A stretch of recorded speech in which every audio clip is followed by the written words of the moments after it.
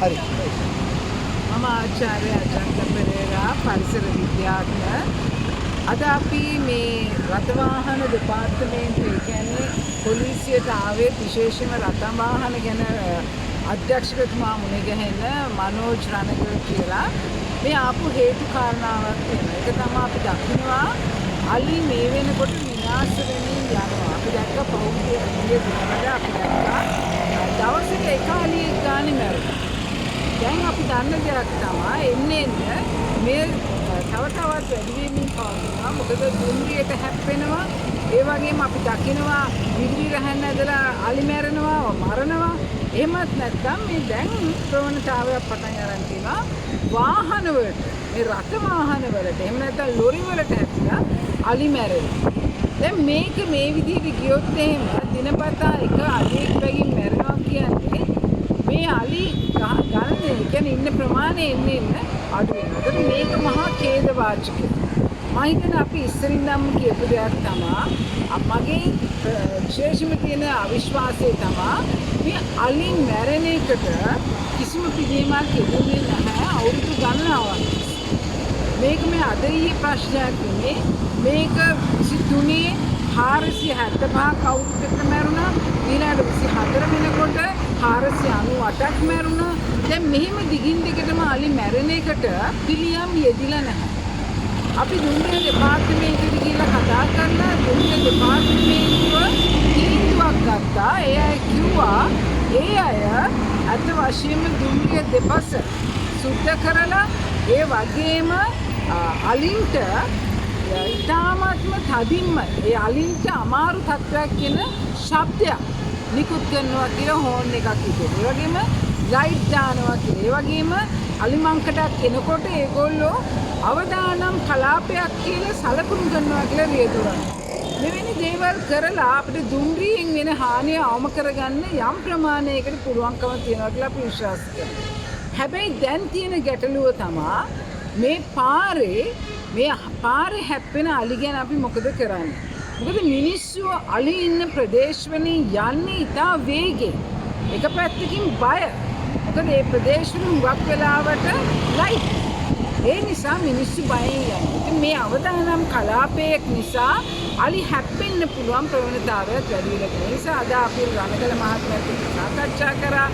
එතුමා යෝජනා කරපු දේ තමයි මේ සංඥා ලකුණ, ඒ කියන්නේ නිවෙන පත්තු වෙන බල්බ් දාලා මේ ප්‍රදේශය අවදානම් ප්‍රදේශයක් කියලා පෙන්වුවහම මිනිස්සුන්ගේ අර ආපු වේගයේ යම් ප්‍රමාණයකින් හරි අඩු වෙනවා කියලා. අපි ඉල්ලීමක් කරා පාර අවහිර කරන්න කියලා පුළුවන් නම් නමුත් රාත්‍රී කාලේ මේ අවහිර දැරගෙන දාලා මේක ප්‍රශ්නයක් වෙන්න පුළුවන් මිනිස්සුන්ට කියන එක එතුමා දිලින්දටම කිව්වා.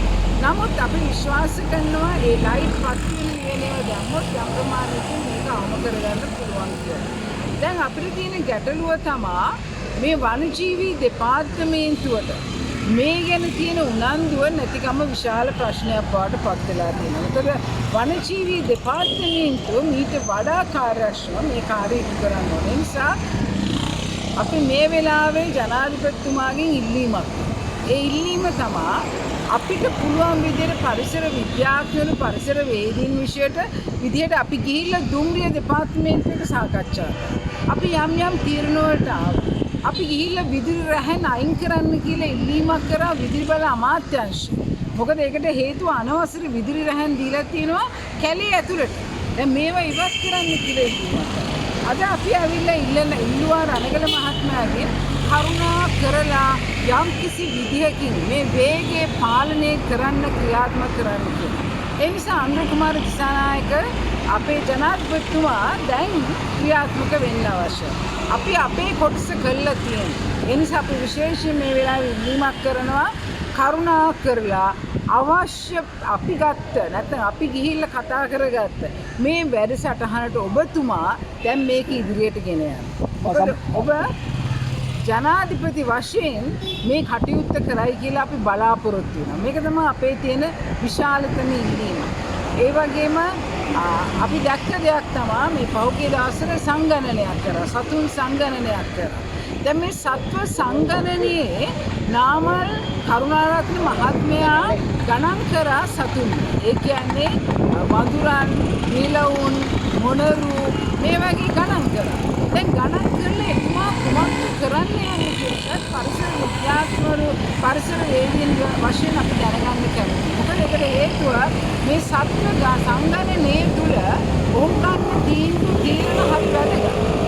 මොකද හදිස්සියව තීරණයක් ගත්තොත් එහෙම ඉන්න සත්තු ප්‍රමාණය වැඩි කියලා ගොවීන්ගේ ඉල්ලීමට මේ සත්තු මරන්න පටන් ගත්තොත් ඒක විශාල ගැටලුවක් බවට පත් වෙනවා. ඒ නිසා අපි කියනවා අපිට කරන්න පුළුවන් දේවල් අපි කරනවා.